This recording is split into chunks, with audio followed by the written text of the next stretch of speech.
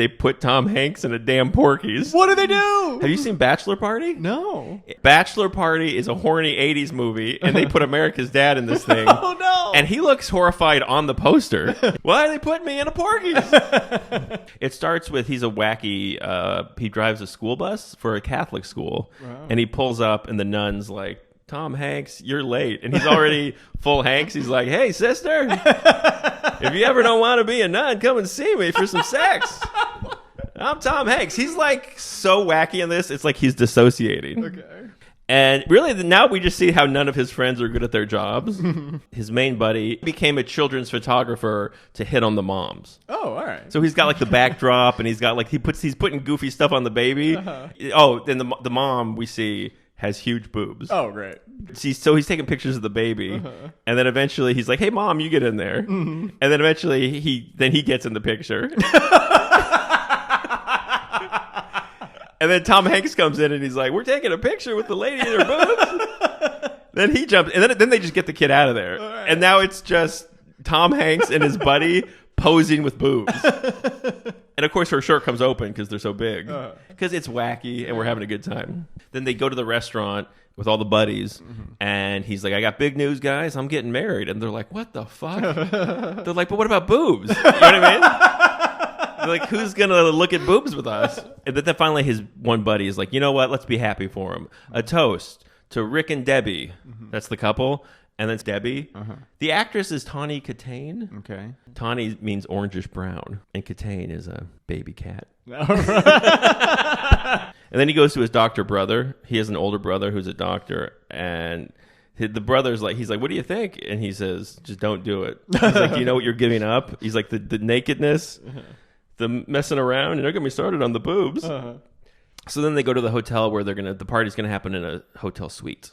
Then the girlfriends, really it's his girlfriend and her cousin and the brother's wife, and then the mom. So the ladies go into the strip club and they're enjoying some male strippers. But one of the guys, one of the beefcakes, he recognizes them, and they call Tom Hanks. So they're like, hey, just so you know, your wife and her crew just came into, man buns or whatever it's called. And then the guy, Tom Hanks and his buddies, they know one of the guys, and then they're in the back, and they're like, this guy's got the biggest What? of anybody in the strip club. I think they call him the They call him the or something. It's a nickname. All right. And then they're like, we better do a prank, a sex prank to show them. I guess there's food at this strip club.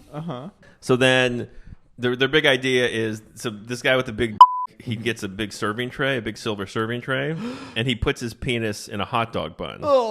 And then he puts all the other food on the tray. The goes out, and they're all getting their little foods, French fries and stuff, and then he goes to the mom.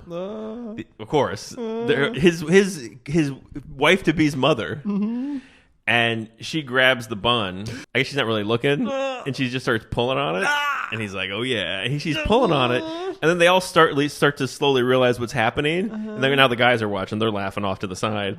And then, but the other women are like, "No, stop pulling on it!" And she's like, "She can't stop. She can't stop pulling on it." They're like, "You're go." She's like, because she's there's like fight or flight, right? Here's the thing. Fight or flight is like the LGBT community. Okay. Right? Because they keep adding new things to it. So it was... You know what I mean? It was just fight or flight. And then a couple of years ago, they added freeze. Now we've added to it all of the things from Bop It. All right. Pull it, tug it. So she's yanking it. No. But that's just her response. That's valid. So she's grabbing the weenie. And then later she looks at her hand and she's like, I was holding a strange wang. A strange wang, she says. She'll never be the same. Oh, and then they look over and they see the guys laughing. The one cousin who earlier she said men are pigs. Fair. Classic. I mean, at least it was a, chiseled stripper. Like this would have been a much darker move at a Denny's.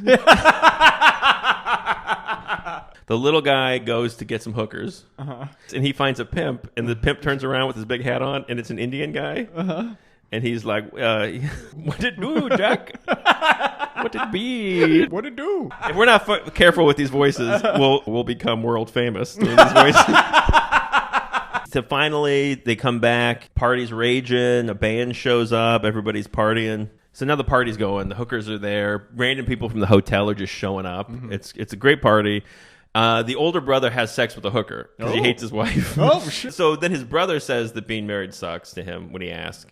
And then he goes in the bathroom. And then now there's a bedroom off to the side connected to the bathroom. And then the little guy with the mustache comes out. And he's like, I'm in love. I met a girl at this party. I just had the sex of my life. I'm talking marriage, kids. We're like, finally someone in this movie is in love for real. And then the woman he's talking about comes out of the bedroom.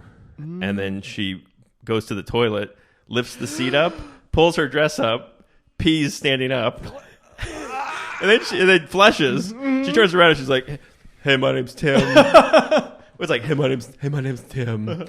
I also am a mechanic. If you need any mechanical work done, I had a great time." And then we cut back to the guy, and of course he lets out a womanly scream and rips his shirt open and loses his shit. And then there's the shot of him just in the shower crying and scrubbing his body. He scrubs his and then his mouth, which makes you think, what did they do in there that he didn't realize this person had a penis? Like, he did something with his and mouth and still did not he still didn't find out what happened. He's like, oh my God, I can't believe the person who watched me suck my own also has a penis. I need a shower. I've been betrayed. In this Tom Hanks movie, this is happening. Yeah. This is unhinged. This is good. We're throwing a crying game in the middle of the Tom Hanks picture. Yeah. You know what's going on with that lady? She had a snake in her boot. Earlier in the movie, he was asking another hooker for a hand job. Oh. So maybe he just got a hand job that was so good, he decided to marry this woman. Which brings up a good point, which is that, I mean, if you are going to get a hand job, you want the biggest hands possible. That these hard-working, biological female whores, you can't compete with the big hands on these beautiful women. Tom Hanks' buddy, he's like, "You remember Tracy?" And he's like, "Do I remember Tracy?" He's like, "Well, she always liked you, and she's the hottest woman we've ever met, and she heard you were getting married. She's in the bedroom right now. What? The girl of your dreams is in the bedroom, and she wants to fuck you before you get married." He's like, "Oh, really? Tracy's in there?" So he goes in. She comes out, I guess, from like the porch. She comes through the curtains. Oh. She takes off her little like nightgown or whatever. Fully naked Tracy. What? This is full. We get full Tracy. Oh my God! For a second, Jordan, we've got Bush. God, I love the 80s. Tom Hanks and Bush in the same room. He goes, uh-oh. So then he walks out, and then his buddy's like, "How was it?" And he's like, "I couldn't do it. I love Debbie." And then it's so funny. His buddy goes, "You know what? I'm not mad." Because, he set this up. In fact, I'm jealous. I just wish there was someone in my every thought, who I really respected, that I could have that kind of a bond. And then he looks and goes, "Wow, look at the cans on that bimbo." And he just walks away. So then Tawny Katane, she goes up to where the boys are. But then they get in a fight. And he's like, "I swear, I didn't cheat on you. I love you." And he actually has a moment where he's like, and she's like, "Really?" And he goes, because he's been like wacky Tom Hanks the whole time. He has a moment where he like looks at her and he's like, I've always just wanted you. And for a second you're like, oh, he's like acting. Oh, this is like the first time we're like, oh shit, like I believe that. This is the first time anyone in this movie acted. Yeah. You're like, oh dude, he turned it on. Like we see a glimmer of what he's going to become. Yeah. I feel like we're lucky that our greatest current respected actor now, he started in the 80s, so he had to make a horny movie first before he could move on. The cinematic icons from earlier eras, they all should have had to make at least one Porky's. Yeah. I think Cary Grant should have had to make a Porky's. Would you look at the cans on that bimbo? Good God. The Jimmy Stewart Porky's. Well, Mary, don't you understand? The hookers are for my brother. Sex pranks! The movie Sex Pranks! Don't you see? The past was doing its best. That's the theme song. Leave them alone. Leave them alone. Leave them alone. They were doing their best.